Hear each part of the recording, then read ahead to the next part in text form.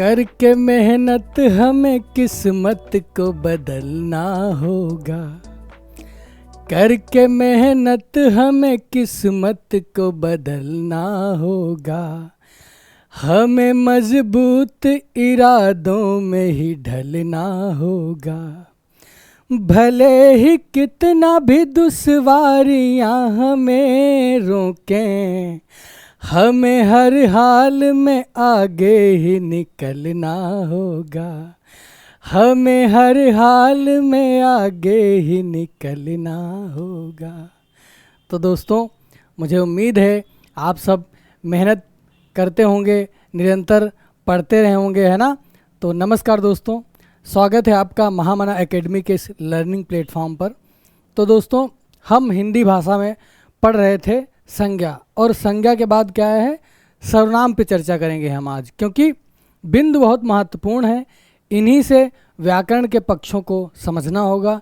ये सारा कुछ आपके काम में आने वाला है, और अधिकतर सर्वनाम से प्रश्न या सवाल कर देता है हमसे। तो हम आज पढ़ेंगे सर्वनाम। सर्वनाम क्या होता है, कितने भेद होते हैं, किस तरीके से उसको, कहाँ पर सर्वनाम प्रयोग होता है, कहाँ पर क्या होता है ना। तो उस पर हम चर्चा आज करेंगे।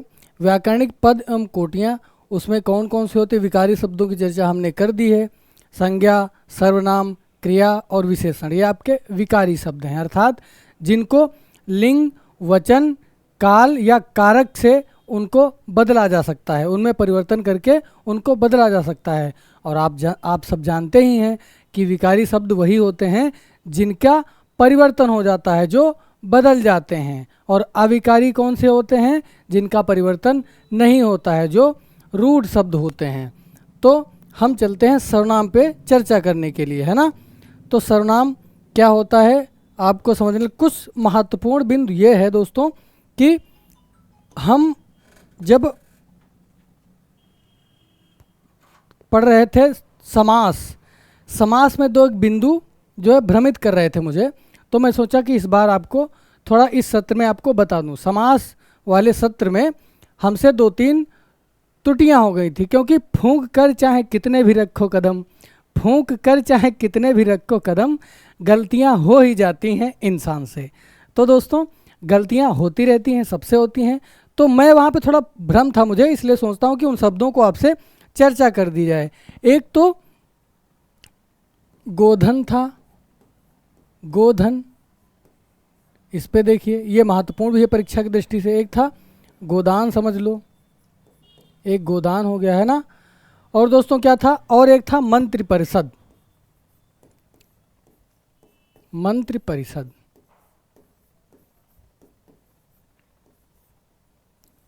तो ये 2-3 शब्द थे, इन पे थोड़ा सा मुझे भ्रम था, इसलिए सोचा कि आपको बिल्कुल अच्छे से बता दिया जाए। यानी इसमें कौन सा समास होगा, इसमें जब ये होगा गौ रूपी दान, क्या होगा इसका विच्छेद, गौ रूपी दान, है ना, गौ रूपी दान। तो ये जो गौ है, ये आपका क्या है, ये आपका विशेषण है ना, ये आपका विशेषण है। तो ये जब विशेषण हो गया, है ना, जब ये विशेषण के रूप में प्रयोग हो गया, और क्या होता है कि इसमें क्या होता है, इसमें दूसरा पद यानी प्रथम पद ही प्रधान होता है, और वही विशेषण के रूप में होता है ना, विशेषण के रूप में होता है। तो वहाँ पर कौन सा, कर्मधारय समास हो जाएगा, कर्मधारय समास, है ना, कर्मधारय समास। हम तत्पुरुष के लिए कर रहे थे, गौ के लिए दान होगा, वहाँ विच्छेद मैंने गलत कर दिया था, तो विच्छेद गलत नहीं है, इसका विच्छेद हो गौ रूपी दान, अर्थात कर्मधारय समास में आ जाएगा, क्योंकि पहला जो शब्द है वो विशेषण है, पहले पद में जो शब्द लिखा हुआ है वो आपका विशेषण है ना। और दूसरा है गोदान, तो क्या होगा, गऊ का दान, है ना, गऊ का दान होगा, यहाँ पर गऊ का दान होगा। तो यहाँ पर कौन सा समास होगा, यहाँ पर होगा आपका तत्पुरुष समास। और तत्पुरुष समास में कौन सा होगा, तत्पुरुष समास में संबंध वाला होगा ना। संबंध में आपको बताए हैं, काकी के, नानी ने, रारी रे, तो यहाँ पर संबंध तत्पुरुष होगा, संबंध वाला, है ना, संबंध तत्पुरुष समास होगा। यहाँ पर क्या होगा, संबंध तत्पुरुष, संबंध तत्पुरुष, संबंध तत्पुरुष होगा। और यहाँ पर क्या था, मंत्रिपरिषद, यानी मंत्रियों की परिषद होगा। यहाँ पर क्या होगा, मंत्रियों की परिषद, मंत्रियों की परिषद, है ना। मंत्री की परिषद का विच्छेद नहीं होगा, इसका जब विच्छेद होगा तो मंत्रियों की परिषद के रूप में होगा। तो यहाँ पर कौन सा होगा, यहाँ पर भी संबंध तत्पुरुष होगा, यहाँ पर भी संबंध तत्पुरुष समास होगा आपका, है ना, संबंध तत्पुरुष समास। तो ये कुछ महत्वपूर्ण बिंदु थे। आगे हम चर्चा कर रहे हैं किस पे, आगे चर्चा कर रहे हैं हम सर्वनाम किसे कहते हैं, है ना। सर्वनाम किसे कहते हैं, सर्वनाम की परिभाषा लिखी है कामता प्रसाद गुरु ने। परिभाषा उतना महत्वपूर्ण है नहीं, बस आप पढ़ लीजिए, क्योंकि समझने के लिए उनको जानना बहुत ज़रूरी होता है। कामता प्रसाद गुरु व्याकरणाचार्य हैं, है ना। उन्होंने व्याकरण लिखी है। व्याकरण की जो कुछ पुस्तकें महत्वपूर्ण हैं, जिनमें कामता प्रसाद गुरु को बहुत ही महनीय माना जाता है व्याकरण में।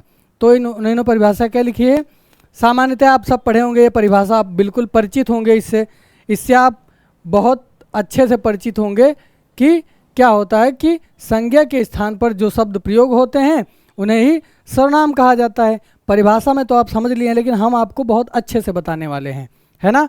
कामता प्रसाद गुरु परिभाषा क्या लिखते हैं कि शब्द सर्वनाम वह विकारी शब्द है, क्योंकि संज्ञा सर्वनाम क्रिया विशेषण आपके विकारी शब्द हैं, है ना। तो सर्वनाम वह विकारी शब्द है जो पूर्वापर संबंध से किसी भी संज्ञा के बदले आता है, यानी संज्ञा के स्थान पर आ जाता है। उदाहरण के लिए हम, तुम, मैं, वह इत्यादि ये सब आपके क्या हैं, सर्वनाम है ना।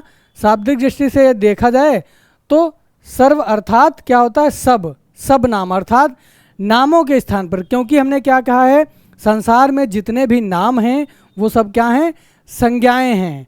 संसार में जो कुछ भी हम देखते हैं, हमारे पास पेन है, कॉपी है, हमारे पास जो परिदृश्य है जैसे दीवार है, टेबल है, कुर्सी है, तो ये सब क्या है, ये आपका संसार है। संसार में ये सारी चीज़ें हैं। संसार में इन सारी चीज़ों को किसी न किसी नाम के रूप से हम जानते हैं कि इसको पेन कहते हैं, उसको कुर्सी कहते हैं, उसको कैमरा कहते हैं, इसको स्मार्ट बोर्ड कहते हैं। तो ये जो शब्दावली है, ये जो नाम है, इन नामों को ही हम संज्ञा के नाम से जानते हैं। जब संज्ञा के नाम से इनको जानते हैं तो दोस्तों क्या होता है कि संज्ञा के स्थान पर जो प्रयुक्त होने वाले शब्द होते हैं उन्हें ही हम सर्वनाम कहते हैं। अब सर्वनाम क्यों कहते हैं, सर्वनाम क्यों कहते हैं, सर्वनाम क्यों कहते हैं, देखिए, सर्वनाम, इसका जब शाब्दिक समझने के लिए बता रहा हूँ, ये परिभाषा उतना परीक्षा की दृष्टि से महत्वपूर्ण है, क्योंकि आप समझ लेंगे तो चीज़ें आसान हो जाएंगी। सर्वधन नाम होगा, सर्वधन नाम। और हम संज्ञा में क्या पढ़ के आए थे, संज्ञा में हमने ये पढ़ा था, कौन कौन सी संज्ञाएं होती हैं। संज्ञा में हमने क्या पढ़ा था, व्यक्ति, वस्तु और स्थान, और क्या पढ़ा था, भाव, है ना, भाव है ना। ये तीन चीज़ें हमने पढ़ी थी, व्यक्ति, वस्तु, स्थान या भाव। इन सब के जो भी नाम होते हैं, यानी इनके जो ये जो होते हैं ये आपकी संज्ञाएं होती हैं। ये सब क्या हैं, संज्ञाएं आपकी हैं। जो क्या होता है, जो किसी व्यक्ति संबंधित हो, किसी वस्तु स्थान संबंधित होता है, वे सब क्या होती हैं, संज्ञाएं होती है। भाव भी आपकी संज्ञा होती है, भाववाचक संज्ञा जिसको कहते हैं। तो हमने दो तरीके से पढ़ा था, मूल रूप से दो प्रकार की होती हैं संज्ञाएं। कौन सी, एक तो यथार्थवाचक और दूसरा भाववाचक। तो यथार्थवाचक में कौन कौन सी होगी, यथार्थवाचक वही होता है यथार्थ रूप, यानी कि जो हमको स्पष्ट दिखता है, जो हमको दिखता है, सादृश्य है। सादृश्य है भाई, पहले तो मूर्त होंगी चीज़ें। जब कोई व्यक्ति है तो मूर्त होगा, कोई वस्तु है तो वो भी मूर्त होगा, कोई स्थान है तो वो भी मूर्त रूप में ही होगा। तो जब मूर्त रूप में है तो वो दृश्यमान भी है। जब किसी चीज़ का आकार होता है तो हमें दिखता भी है ना। जब किसी चीज़ का आकार होगा तो हमें दिखेगा भी। तो जो व्यक्ति जगत है, वस्तु जगत है, स्थान जगत है, यानी जितनी भी जगत में चीज़ें हैं उनको किसी न किसी नाम से जाना जाता है, उनको किसी न किसी नाम से जाना जाता है। और जब किसी न किसी नाम से जाना जाता है तो वो हमारी क्या है, वो हमारी दोस्तों संज्ञाएं हैं, जिनको हम संज्ञा के नाम से जानते हैं। जितने भी नाम है, अर्थात जितने भी नाम, अर्थात ये जो सबका नाम है, सब का नाम, सब का नाम, सब का नाम क्या हो जाएगा, ये सब संज्ञाएं हो जाएंगी हमारी, जितनी भी संज्ञाएं हैं वो सब सबका नाम है। तो यहाँ पर सर्व माने क्या होगा, सर्व माने सब होगा, सर्व माने सब होगा, और नाम यानी जितने भी नाम हैं, क्या होगा, जितने भी नाम हैं, जितने भी नाम हैं, नाम हैं वो सब क्या हैं, वो सब संज्ञाएं हैं, वो सब संज्ञाएं हैं। तो जितने भी नाम हैं वो सब क्या हैं, संज्ञाएं हैं। तो इस रूप में हम पढ़ लिए कि संज्ञा के स्थान पर जो प्रयुक्त होता है, संज्ञा के स्थान पर जो शब्द प्रयुक्त होता है तो उसे क्या कहते हैं, संज्ञा कहते हैं। अब कैसे कहते हैं, जैसे मान लो पेन है, कॉपी है, पुस्तक है ना, पुस्तक कुर्सी कुर्सी है ना। तो ये सब क्या है आपके, ये आपके पहली चीज़ तो दृश्यमान है, दृश्यमान भाई पेन दिखता है हमको, कॉपी भी दिखती है, पुस्तक भी दिखती है, कुर्सी भी दिखती है, तो ये दृश्यमान जगत है। मूर्त रूप है, आकार है इनका कुछ ना कुछ, तो ये क्या है आपका, ये आपकी संज्ञाएं हैं, ये आपकी संज्ञाएं हैं दोस्तों, ये आपकी संज्ञाएं हैं। अब इनके स्थान पर यदि हम कहते हैं यह, इधर भी यह लगाते, यह कॉपी, यह पुस्तक, यह पुस्तक, या वह कुर्सी, है ना, या वह कुर्सी, तो या कुछ भी कह लीजिए। जैसे ये पेन है तो पेन को यह पेन भी कहते हैं हम, यह कॉपी है, वह पुस्तक है, अगर दूर रखिए तो वह पुस्तक है, पास में रखिए तो यह पुस्तक है। इन सब की चर्चा मैं करने वाला हूँ। तो इनके ये संज्ञा है, संज्ञा है ना ये, तो संज्ञा के स्थान पर जो शब्द प्रयुक्त होते हैं वे सब क्या कहलाते हैं, वे सब सर्वनाम कहलाते हैं। क्या कहलाते हैं, सर्वनाम कहलाते हैं, वे सब सर्वनाम कहलाते हैं। चीज़ों को समझते हुए चलेंगे, क्योंकि आप सीधी सी परिभाषा पढ़ के आए हैं कि जो संज्ञा के स्थान पर प्रयुक्त होते हैं उन्हें ही हम सर्वनाम कहते हैं। अब प्रयुक्त क्यों होते हैं उनको समझिए, उनको बता रहा था मैं कि जैसे ये संज्ञा है आपकी, इसके स्थान पर जब कोई चीज़ हमको बतानी होगी, जैसे हम कहें कि यह किताब है, फिर कहेंगे यह पुस्तक है, इस तरीके से, या वह किताब है, वह कॉपी है, वह कलम है, वह दावात है। तो इन सारी चीज़ों को हम समझते हुए चल रहे हैं कि जो संज्ञा के स्थान पर नाम प्रयुक्त होते हैं उन्हें ही हम क्या कहते हैं, उन्हें ही हम सर्वनाम कहते हैं, जो संज्ञा के स्थान पर प्रयुक्त होते हैं। जैसे वे विकारी शब्द जो संज्ञा के स्थान पर प्रयुक्त होते हैं, वे विकारी शब्द, वे विकारी शब्द, भाई विकारी तो है ही, वे विकारी शब्द जो संज्ञा के स्थान पर प्रयुक्त होते हैं,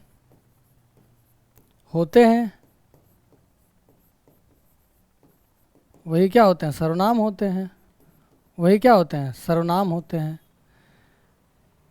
वो सब सर्वनाम होते हैं। जो विकारी शब्द होते हैं, जो विकारी शब्द होते हैं संज्ञा के स्थान पर प्रयुक्त होते हैं उन्हें ही हम सर्वनाम कहते हैं, है ना, उन्हें ही हम सर्वनाम करते हैं। अब पढ़ेंगे कि सर्वनाम किस तरीके से, जैसे मोहन अध्यापक है ना, जैसे हम कहते हैं कि इसको हटा देते हैं आगे समझाने के लिए, ये आप समझ गए होंगे। अब चलते हैं आगे। जैसे कि मोहन क्या है, मोहन अध्यापक है, मान लो मोहन क्या है, मोहन अध्यापक है, मान लो।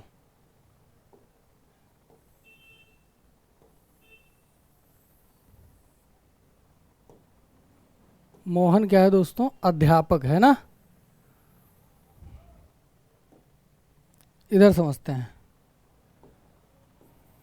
मोहन क्या है, अध्यापक है। क्योंकि चीज़ें बहुत ही आसान और सरल हैं, बस आपको थोड़ा सा मस्तिष्क का इस्तेमाल कर लेंगे तो बहुत सारी चीज़ें और भी आसान हो जाएंगी। प्रश्न करने में आपको कोई भी दिक्कत नहीं होगी।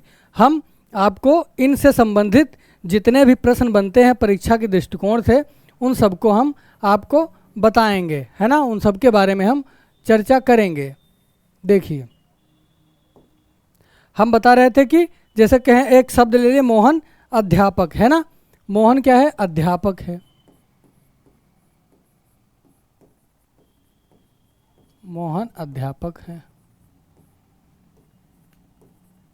ना। फिर कहेंगे मोहन ईमानदार है। फिर कहते हैं मोहन दयालु है।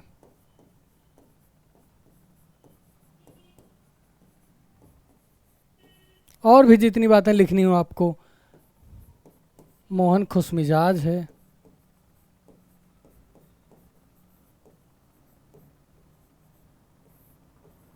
मोहन खुशमिजाज है ना। तो ये 3-4 वाक्य लिखे, 4 वाक्य है ना। तो चारों वाक्यों में हम जब किसी को बताएंगे कि मोहन अध्यापक है, मोहन ईमानदार है, तो इसको बार बार इन चीज़ों को एक ही शब्द बार बार आने से दिक्कत होने लगी, अच्छा नहीं लगा था, परेशान होने लगे। आप जैसे एक ही बात को बार बार कहते हैं कि क्या बार बार एक ही बात कह रहे हो, है ना। तो उनके स्थान पर क्या हुआ, जैसे कि मोहन अध्यापक है, फिर हम कहने लगे कि वह ईमानदार है, वह दयालु भी है और वह खुशमिजाज भी है। तो संज्ञा के स्थान पर क्या प्रयोग होने लगा, वह, है ना। एक बार हम कहे कि मोहन और फिर बाद में उसको वह के नाम से जानने लगे, है ना, वह के नाम से। जब बार बार किसी के नाम, मोहन ईमानदार है, मोहन ऐसा है, मोहन वैसा है, इस तरीके से जब उसके स्थान पर प्रयुक्त होने लगे शब्द तो वो सर्वनाम होते हैं। जो सर्वनामिक शब्द होते हैं उनका जब प्रयोग होने लगा तो मतलब बार बार इसको कहने से दिक्कत होती थी। बार बार मोहन अध्यापक है, मोहन ईमानदार है, मोहन ये है, मोहन वो है। तो इस तरीके से जब एक बार इसका प्रयोग कर दिए, भाई मोहन अध्यापक है, फिर क्या कहना है हमको कि वह ईमानदार है, वह सत्यनिष्ठ है, वह दयालु है, वह खुशमिजाज लड़का है ना। तो संज्ञा के स्थान पर क्या प्रयोग होने लगा, तो संज्ञा के स्थान पर सर्वनाम प्रयोग होने लगा। तो संज्ञा के स्थान पर जो शब्द प्रयोग होते हैं उन्हें ही हम सर्वनाम कहते हैं। जो संज्ञा के स्थान पर जो शब्द प्रयोग होते हैं, प्रयोग में लाए जाते हैं, उन्हें ही हम सर्वनाम कहते हैं। अब चलते हैं, हमने पढ़ा था कि क्या होता है कि वचन कितने होते हैं, यानी कि वचन 3 होते हैं, है ना। और हमने पुरुषवाचक जब पढ़ रहा था, जब हम पढ़ रहे थे कि सर्वनाम के यानी सर्वनाम के प्रकार कितने होते हैं। आगे इसकी हम चर्चा कर देंगे, जो हम बताना चाहते हैं आपसे, जो हम बताना चाहते हैं उसकी चर्चा हम कर देंगे कि अब प्रकार कितने होते हैं, सर्वनाम के प्रकार कितने होते हैं।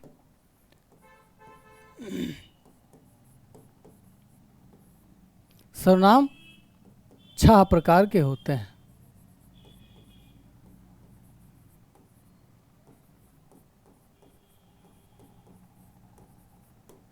छह प्रकार के होते हैं ना। कहीं कहीं कुछ विद्वान 7 प्रकार के मानते हैं, लेकिन हमको स्पष्ट और मूल तरीके से 6 ही प्रकार के पढ़ने हैं। और यहाँ से प्रश्न बन जाता है, यहाँ पर सीधा प्रश्न बनता है कि सर्वनाम कितने प्रकार के होते हैं। ये सीधा सीधा प्रश्न आपके परीक्षा में मिलेगा आपको कि सर्वनाम कितने प्रकार के होते हैं। तो सर्वनाम दोस्तों 6 प्रकार के होते हैं। अब 6 प्रकार के कौन कौन से होते हैं उनको हमको देखना है। पहला क्या होता है, पहला होता है पुरुषवाचक सर्वनाम। क्या होता है, पुरुषवाचक सर्वनाम। पहला होता है पुरुषवाचक सर्वनाम।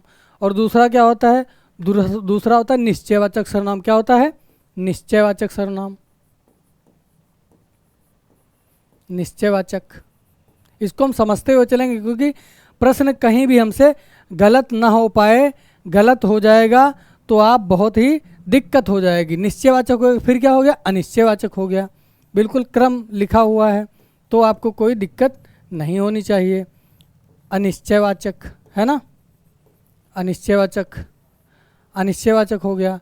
पहला क्या हुआ, पुरुषवाचक, दूसरा क्या हुआ, निश्चयवाचक, और तीसरा अनिश्चयवाचक।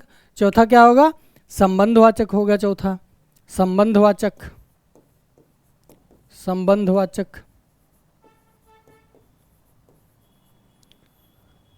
पुरुषवाचक, निश्चयवाचक, अनिश्चयवाचक, संबंधवाचक और प्रश्नवाचक और निजवाचक। क्या होगा, प्रश्नवाचक और निजवाचक।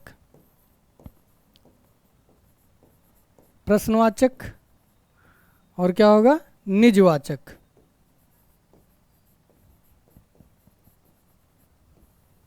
तो ये 6 प्रकार हो गए, पुरुषवाचक, निश्चयवाचक, अनिश्चयवाचक, संबंधवाचक और प्रश्नवाचक तथा निजवाचक। इन सबको हम अलग अलग तरीके से पढ़ेंगे। इन सब बिल्कुल इसको याद करना जरूरी है। पुरुषवाचक, निश्चयवाचक, अनिश्चयवाचक, संबंधवाचक, प्रश्नवाचक और निजवाचक। कितने होते हैं दोस्तों, निश्चय, पुरुषवाचक, पुरुष के बाद निश्चय, फिर अनिश्चय, फिर संबंध, प्रश्न और निज। इसको क्रम को याद कर लेंगे तो बहुत ही आसान हो जाएगा आपके लिए, है ना। इन चीज़ों को तो आपको याद ही करना पड़ेगा, चाहे जैसे भी याद करें। पुरुषवाचक सर्वनाम, निश्चयवाचक सर्वनाम, अनिश्चयवाचक सर्वनाम, संबंधवाचक सर्वनाम और प्रश्नवाचक सर्वनाम और निजवाचक सर्वनाम। तो ये 6 प्रकार हो गए। इन 6 प्रकार के माध्यम से हम अब समझते हैं कि पुरुषवाचक सर्वनाम क्या होता है ना। पुरुषवाचक सर्वनाम क्या होता है, इसकी चर्चा हम आपसे अब करने वाले हैं। तो पुरुषवाचक सर्वनाम कौन कौन से होते हैं उसको बताने के लिए हम अब चल रहे हैं, है ना। पुरुषवाचक सर्वनाम कौन किस लिए होते हैं, हालांकि मैंने स्लाइड बनाई हुई है, उसको भी आपसे चर्चा कर लूँगा, लेकिन यहाँ पर समझना होता है ना। तो समझने के लिए हम लिखने का प्रयोग अधिक कर रहे हैं, समझने के लिए यहाँ पर अधिक प्रयोग किया जा रहा है, अन्यथा आपको स्लाइड के माध्यम से भी बता देते और बता भी दिया जाएगा। तो पुरुषवाचक सर्वनाम में 3 चीज़ें होती हैं। एक होता है कहने वाला और दूसरा होता है सुनने वाला। क्या होता है, एक तो होता है कहने वाला और दूसरा क्या होता है, सुनने वाला।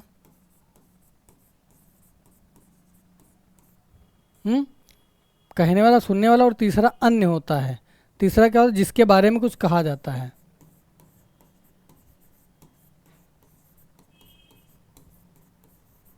बारे में जो कुछ कहा जाए, जो कुछ कहा जाए, अर्थात ये क्या हो जाएगा, अन्य पुरुष, अन्य। तो इस कहने वाला कौन सा होता है, कहने वाला दोस्तों क्या होता है, वो उत्तम पुरुष होगा। कहने वाला क्या होगा, उत्तम पुरुष होगा। कहने वाला क्या होगा, उत्तम पुरुष होगा। और दूसरा क्या होगा, मध्यम पुरुष होगा, मध्यम पुरुष होगा। और ये तीसरा क्या होगा, अन्य पुरुष इसको कहते हैं, अन्य पुरुष, है ना। इसको कहेंगे हम अन्य पुरुष। यानी जब हम कोई बात कहते हैं आपसे तो हम क्या हो गए, मैं क्या हो गया, उत्तम पुरुष हो गया, क्योंकि मैं आपसे कह रहा हूँ। तो कहने वाला क्या होगा, उत्तम पुरुष होगा, है ना। जो कहता है वो क्या है, उत्तम पुरुष, और जो सुनता है वो मध्यम पुरुष। यानी आप क्या हुए, आप मध्यम पुरुष हुए। लेकिन जिसके बारे में बता रहा हूँ, जैसे कोई वाक्य मैं कहता हूँ कि वह ईमानदार है, वह ईमानदार है, तो जो वह ईमानदार जो मैं कह रहा हूँ मैं उत्तम पुरुष हुआ। आप सुन रहे हैं कि वह ईमानदार है, तो आप क्या हुए, आप मध्यम पुरुष हुए। और जो जिसके बारे में हम कह रहे हैं वह जो है, तो वह ईमानदार है, वह क्या है, वो अन्य पुरुष है, क्योंकि हम अन्य पुरुष की चर्चा आपसे कर रहे हैं। जाहिर सी बात है, जब कोई बात आपको बताता है कोई, तो अपनी भी बताता है और गैरों की भी बताता है, जो अन्य पुरुष होता है। तो जो कहने वाला होता है वो क्या होता है दोस्तों, वो उत्तम पुरुष होता है, जो कहने वाला है।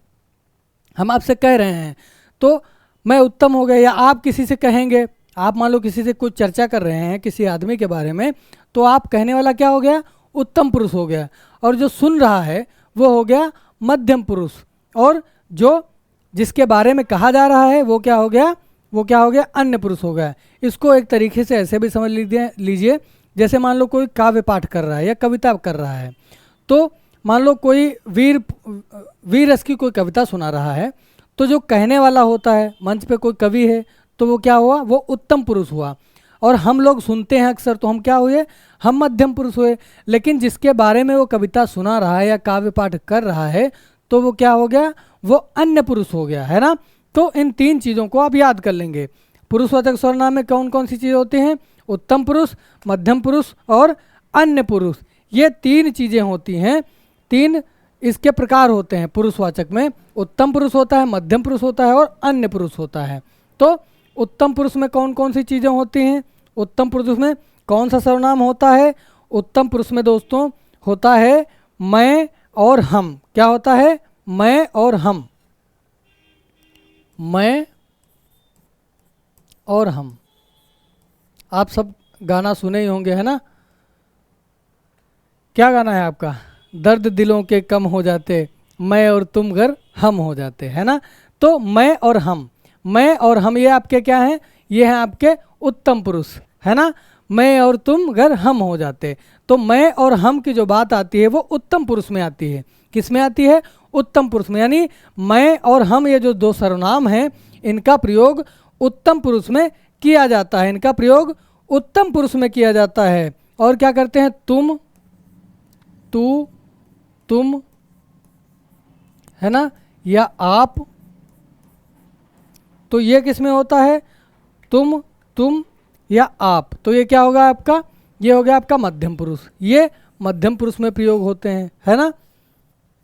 तो आप का प्रयोग हम कहाँ करते हैं, आपका, आप आदर सूचक वाक्य है। जैसे मान लो हमारा कोई हमउम्र दोस्त है या आपके साथ का कोई दोस्त है, तो कहते हैं तू, यानी तू चलेगा मेरे साथ या नहीं चलेगा, तू खाएगा कि नहीं खाएगा, है ना, इस तरीके से। लेकिन जब आपसे कोई बड़ा होता है, जब आपसे कोई आदरणीय व्यक्ति आता है, तो कहते हैं कि आप खाएंगे कि नहीं खाएंगे, तो वहाँ पर क्या होगा, वहाँ पर आपका तुम के जगह पर आप प्रयोग करते हैं। तो आप एक सम्मान सूचक सर्वनाम है, सम्मान सूचक सर्वनाम है, इसलिए इसका व्याकरण में प्रयोग किया गया। अब इंग्लिश में क्या होता है, इंग्लिश को तुम, आपको तुम ही लिखा जाता है, यू में ही प्रयोग कर देते हैं, हैं, यू आप के लिए प्रयोग कर देते हैं।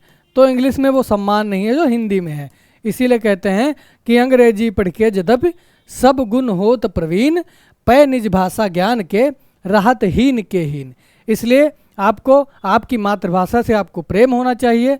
तो दोस्तों इसको भी जानना जरूरी है ना, सबका महत्व है अपना अपना। यहाँ आपके लिए समझाने के लिए मैं आपको बता दिया हूँ कि तुम का प्रयोग इंग्लिश में यू कहते हैं, लेकिन हिंदी में आप जब सम्मानीय कोई व्यक्ति आता है तो किसका प्रयोग करते हैं, तो आप का प्रयोग करते हैं। तो तुम और आप या तू ये क्या है आपके, ये है मध्यम पुरुष। और अन्य पुरुष में कौन कौन से होते हैं, यह, वह, ये, वे, क्या होता है, यह, वह, ये, वे या फिर वो। अब यहाँ सम्मान में इसको प्रयोग करते हैं कि वो आ रहे हैं, है ना, वो आ रहे हैं, वे नहीं वो आ रहे हैं। यानी कोई व्यक्ति सम्मानीय व्यक्ति है तो वो आ रहे हैं, वे नहीं कहेंगे आप, है ना। वे तो बहुवचन में हो जाएगा, वह का वे हो गया, यह का ये हो जाएगा, ये बहुवचन रूप है इनके। यह का बहुवचन क्या होगा, ये, यानी यह कलम और ये कलमें, यह पुस्तक ये पुस्तकें, है ना। तो यह का प्रयोग बहुवचन में क्या होगा, ये होगा, वह का क्या होगा, वे, वह आदमी, वे आदमी, वह औरत या वे औरतें। तो ये प्रयोग किस में होगा, बहुवचन में होगा। यह का ये होता है बहुवचन और वह का वे होता है, आप सब बहुत अच्छे से परिचित हैं। तो क्या होता है दोस्तों कि वह ईमानदार है। मान लो हम आपसे एक वाक्य लिखे हैं कि वह ईमानदार है, वह ईमानदार है ना, वह ईमानदार है, वह ईमानदार है।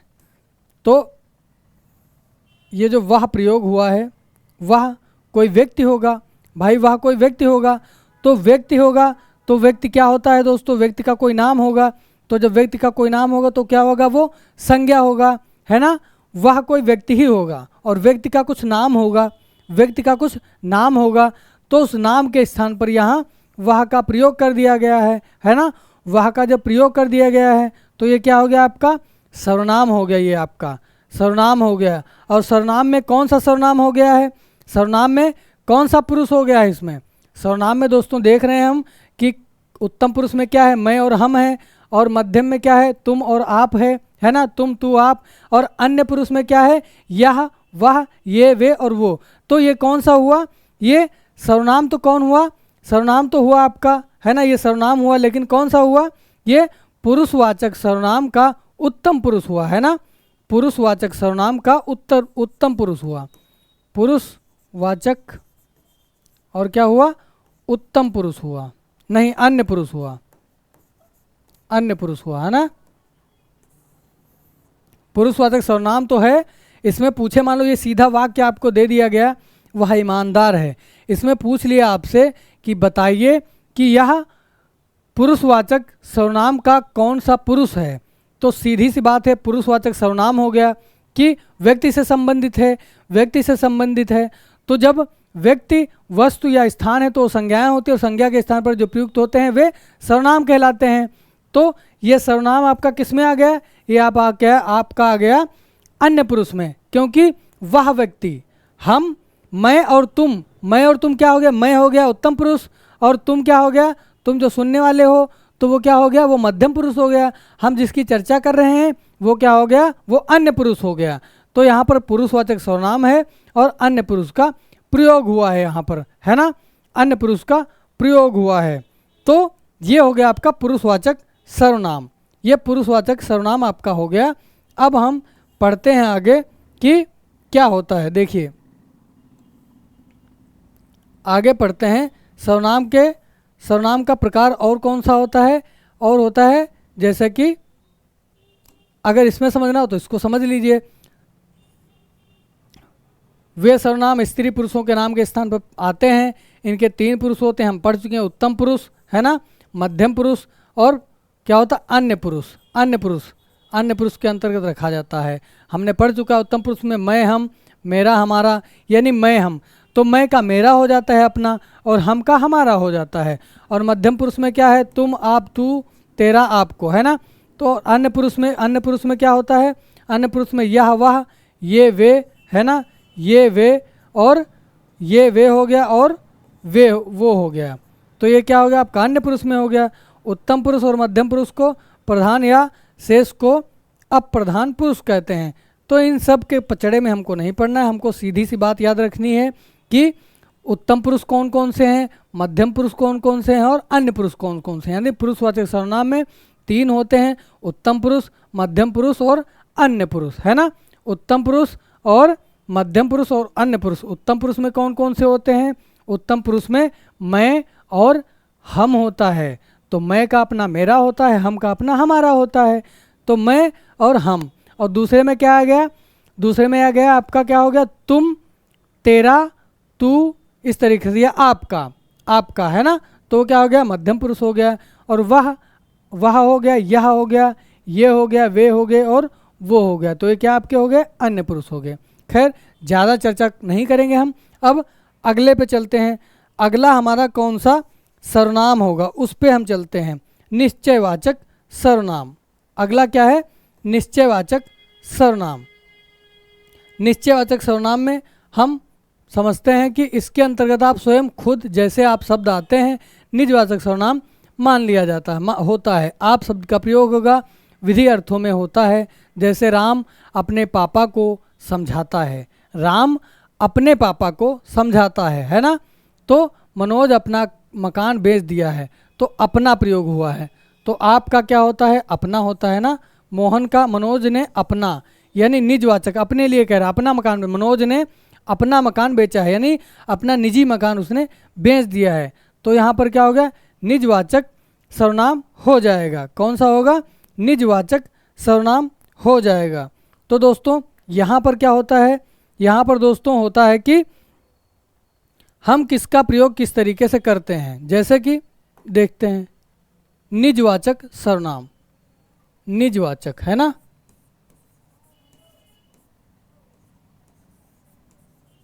निजवाचक सर्वनाम।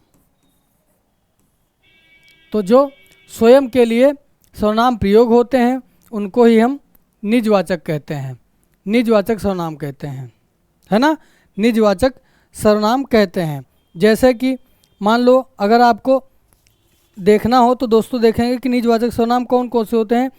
आप का प्रयोग आदर हेतु न होकर कहने निजवाचक को हम बाद में भी पढ़ सकते हैं। क्रम मैंने लिखा था कि पुरुषवाचक, निश्चयवाचक, अनिश्चयवाचक। तो यहाँ पर निश्चयवाचक को देख लेते हैं हम, इसको बाद में समझ लेंगे क्योंकि एक क्रम आपसे बताए थे, हम उसको देख लेते हैं। क्या होता है निश्चयवाचक, या क्या बताए थे हम, निश्चयवाचक सर्वनाम, निश्चयवाचक सर्वनाम, है ना, निश्चयवाचक, निश्चयवाचक। एक क्रम नहीं तो आप क्रम टूट जाएगा। निश्चयवाचक, निश्चयवाचक।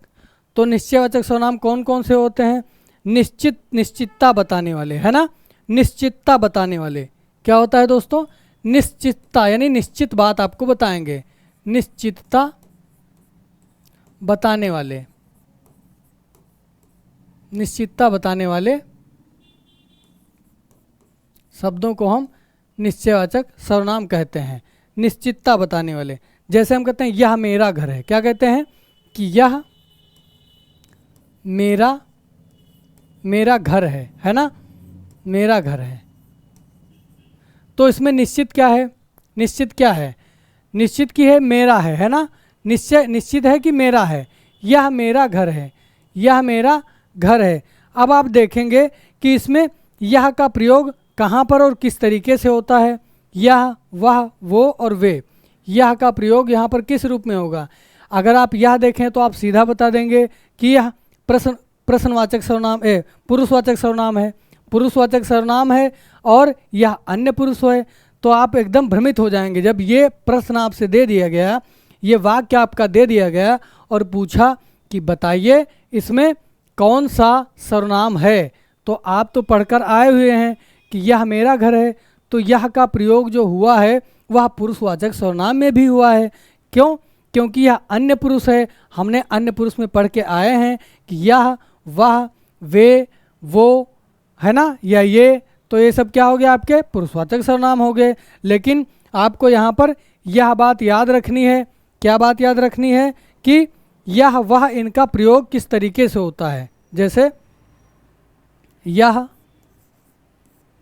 वह, ये, वे और वो, यह, वह, वे और वो, तो ये आपके सर्वनाम हो गए, किसके, अन्य पुरुष के सर्वनाम हो गए। अब अन्य पुरुष में हमको देखना है कि जब इनका प्रयोग, किसका प्रयोग, जब इन सर्वनामों का प्रयोग, जब इनका प्रयोग, जब, ये 2-3 बातें बहुत ज़रूरी हैं, नहीं तो आप भ्रमित हो जाएंगे। जब इनका प्रयोग, जब इनका प्रयोग किसी प्राणी के लिए होता है, किसी प्राणी के लिए होता है या व्यक्ति के लिए होता है, किसी प्राणी या व्यक्ति के लिए होता है, व्यक्ति के लिए, व्यक्ति के लिए होता है, तो वहाँ पर क्या होगा, तो वहाँ पर क्या होगा, वहाँ पर पुरुषवाचक होता है, तो वहाँ पर क्या होगा, तो वहाँ पर पुरुषवाचक होगा, है ना, वहाँ पर पुरुषवाचक होगा। जब इनका प्रयोग किसी प्राणी या व्यक्ति के लिए प्रयोग होता है तो क्या होता है, हमने पढ़ा था व्यक्ति, वस्तु और स्थान या भाव, ये सब संज्ञाएं हमने पढ़ी थी। तो जब किसी व्यक्ति के लिए इनका प्रयोग होगा, किसी व्यक्ति के लिए होगा, अगर हमको अंतर करना हो कि पुरुषवाचक सर्वनाम कौन से होते हैं या फिर निश्चयवाचक सर्वनाम क्या होते हैं, अब निश्चय में इसका प्रयोग आ गया है यहाँ पर, तो आप भ्रमित हो जाएंगे। तो उसको दूर करने के लिए हम एक बात बता रहे हैं कि जब इनका प्रयोग, यानी जब इन सर्वनामों का प्रयोग किसी व्यक्ति के लिए करते हैं, जब इनका प्रयोग किसी व्यक्ति या प्राणी के लिए करते हैं तो वहाँ पर पुरुषवाचक सर्वनाम हो जाता है, वहाँ पर पुरुषवाचक सर्वनाम हो जाएगा दोस्तों। वहाँ पर क्या होगा, पुरुषवाचक। जब किसी प्राणी के लिए इनका प्रयोग करेंगे तो वहाँ पर क्या होगा, पुरुषवाचक सर्वनाम करेंगे हम। यहाँ पर यह मेरा घर है, यानी यहाँ पर घर के लिए कहा गया है, घर की तरफ इशारा किया गया है, यहाँ पर व्यक्ति के लिए नहीं किया गया है, यहाँ पर घर की तरफ इशारा कर दिया गया है कि यह मेरा घर है ना, यह मेरा घर है। आप वाक्य से समझ रहे होंगे कि यह मेरा घर है, यह जो इसका संबंध इससे हो रहा है कि यह घर मेरा है, यह मेरा घर है ना, तो इसका संबंध इससे हो रहा है, यानी संज्ञा है घर आपका, स्थान है कोई। तो जब वस्तु स्थान के लिए इनका प्रयोग होता है, एक बात और लिखनी है कि जब इनका प्रयोग वस्तु या स्थान के लिए होता है, जब इनका प्रयोग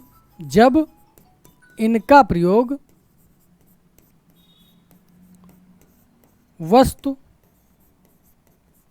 या स्थान के लिए होता है, स्थान के लिए होता है, तो वहाँ पर क्या होता है, स्थान के लिए होता है, तो वहाँ पर क्या होता है, वहाँ पर दोस्तों आपका निश्चयवाचक सर्वनाम हो जाएगा। तो निश्चयवाचक है ना, निश्चयवाचक होता है, तो वहाँ पर निश्चयवाचक है। जब इनका प्रयोग वस्तु या स्थान के लिए होगा, किसके लिए होगा, वस्तु या स्थान के लिए होगा, ये व्यक्ति के लिए हो गया और ये हो गया वस्तु स्थान के लिए होता है, तो वहाँ पर क्या होता है, वहाँ पर आपका निश्चयवाचक सर्वनाम हो जाएगा। क्योंकि बात आपको निश्चित करनी है कि यह घर किसका है। अगर इस प्रश्न को ले लें कि यह घर किसका है, तो यह मेरा घर है, तो यह का संबंध घर से हो रहा है, यानी आपको इशारा दे रहा है, इशारा कर रहा है कि यह मेरा घर है। तो जब किसी व्यक्ति के लिए प्रयोग होगा तो वहाँ पर क्या होता है दोस्तों, वहाँ पर पुरुषवाचक होगा। जब इनका प्रयोग वस्तु या स्थान के लिए होता है तो दोस्तों वहाँ पर निश्चयवाचक सर्वनाम होता है। एक बात और यहाँ पर नोट करनी है, एक बात वो ये बात है कि जब इनका प्रयोग इनके बाद यदि, यानी किसके बाद, जब इन सर्वनामों के बाद, जब इन सर्वनामों के बाद यानी इनके बाद, इनके बाद इस वाक्य को समझना हो तो कैसे समझिए कि इनके बाद जब क्या होता है, जब यदि संज्ञा हो तो सर्वनाम शब्दों को सर्वनामिक विशेषण या सर्वनामिक विशेषण या फिर क्या कहते हैं, संकेतवाचक विशेषण कहते हैं। जब इसके बाद क्या हो, इनके बाद जब संज्ञा आती है, संज्ञा आ जाए, इनके बाद संज्ञा आ जाए तो इनको क्या कहेंगे, संज्ञा आ जाए तो इसे तो सर्वनामिक विशेषण कहते हैं। सर्वनामिक विशेषण कहते हैं, है ना।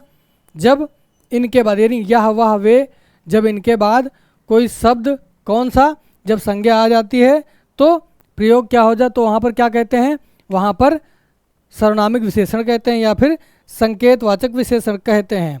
जैसे कि क्या था, यह मेरा घर है और यहाँ पर क्या कह देंगे, यह घर मेरा है। अगर इसको समझना हो तो क्या कह देंगे, यह घर मेरा है।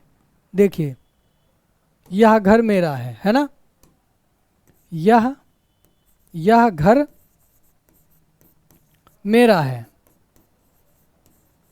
अब इस बात से आप समझिए, यह मेरा घर है और यह घर मेरा है, तो यह क्या आपका सर्वनाम हो गया। इसके बाद क्या आ गया, संज्ञा आ गई है, सीधे संज्ञा आ गई है तो इसको सर्वनामिक विशेषण कहेंगे। सर्वनामिक विशेषण कहेंगे यानी सर्वनाम सीधे इशारा कर रहा है घर की तरफ, पहले ही इशारा कर रहा है कि यह घर मेरा है ना, यह घर मेरा है।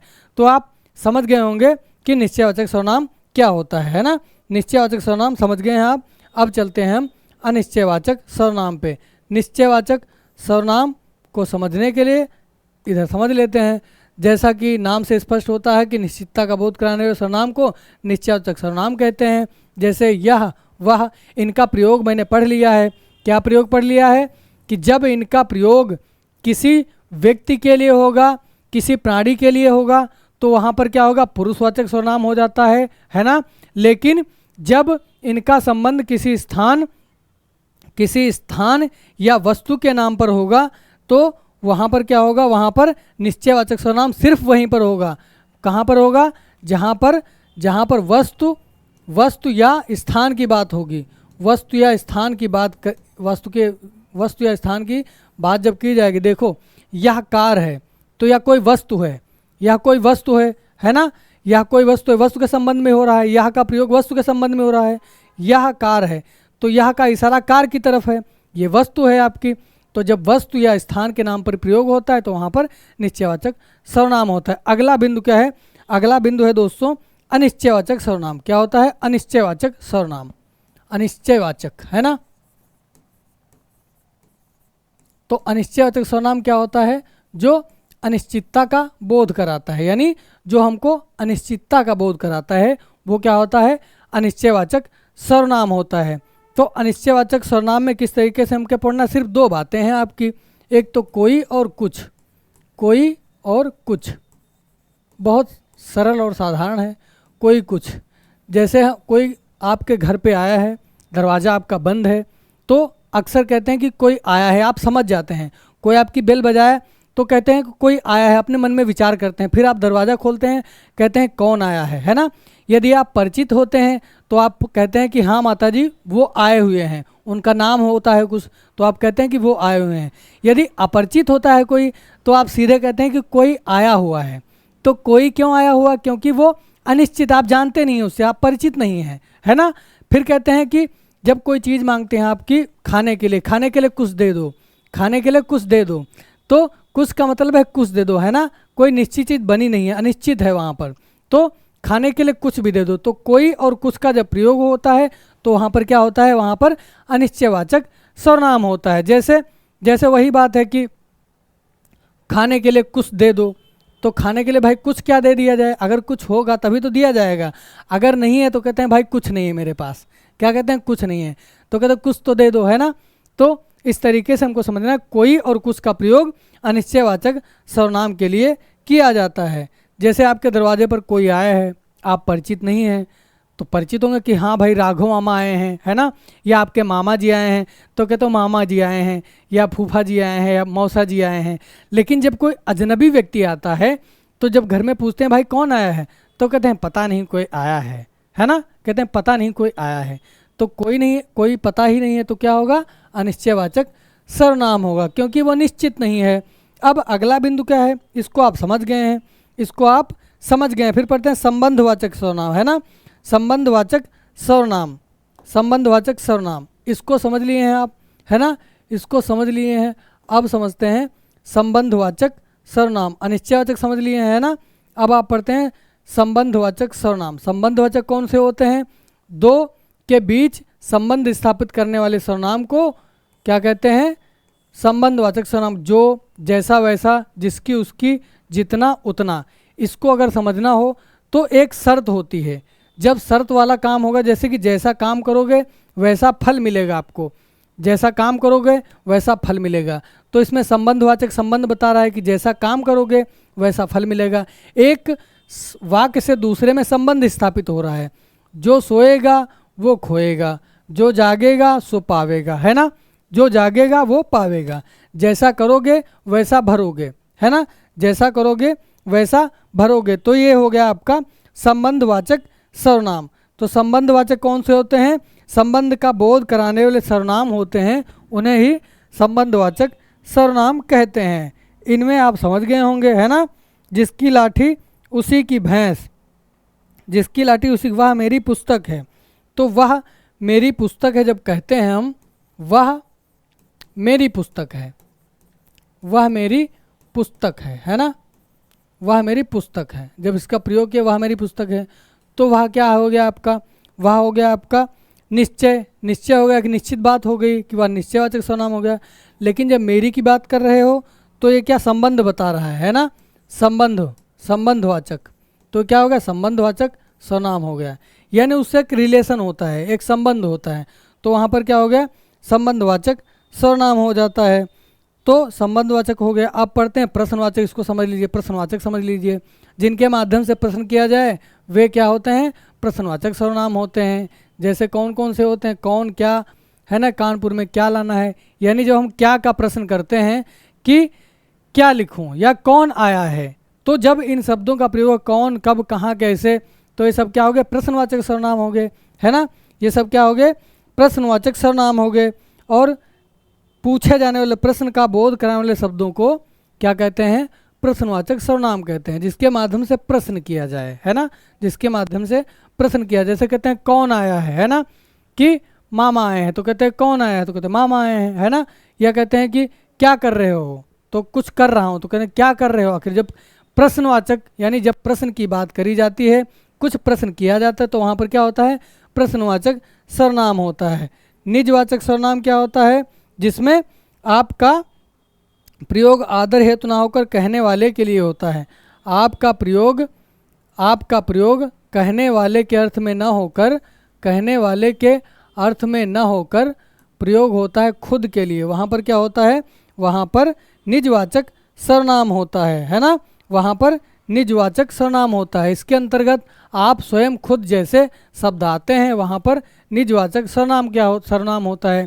हमने पढ़ा है कि आदर सूचक, आदर सूचक में हमने पढ़ा है कि पुरुषवाचक सर्वनाम में आदर सूचक का प्रयोग होता है, लेकिन क्या होता है, आदर हेतु जब प्रयोग होगा तो पुरुष होगा, लेकिन जैसे कहा जाए माँ आप सो जाओ मैं अपने आप खा लूँगा, जैसे कहा जाए माँ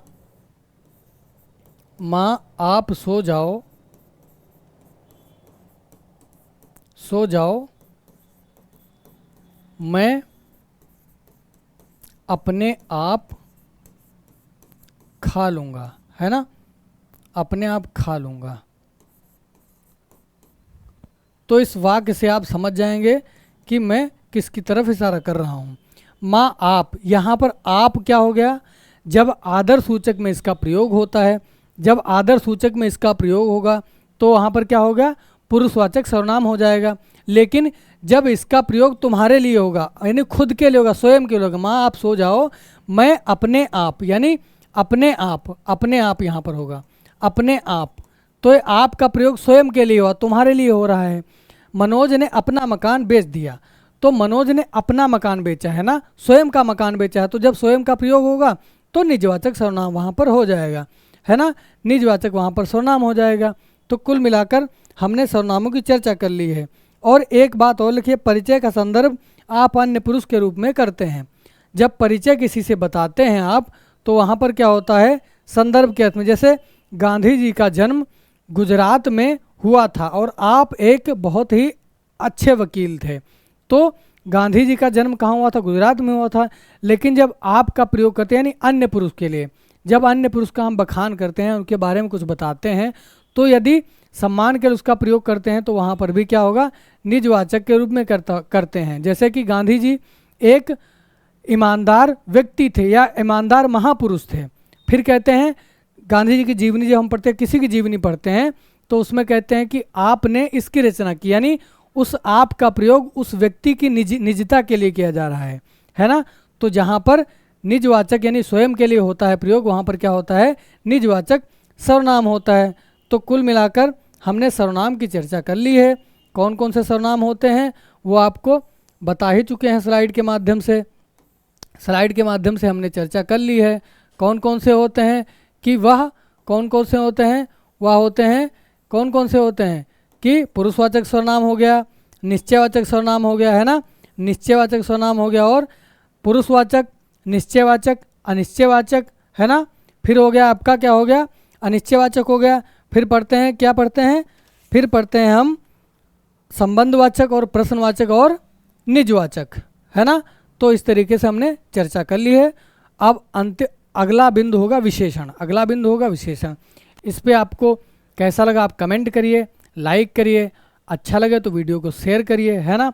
हमने बहुत अच्छा प्रयास किया है बताने का, पूरी कोशिश की है, तो बहुत बहुत धन्यवाद आपका, है ना। तो हम चर्चा कर लिए हैं इन सर्वनामों पे, अगली चर्चा हम विशेषण पे करेंगे। बहुत बहुत धन्यवाद। जय हिंद, जय भारत।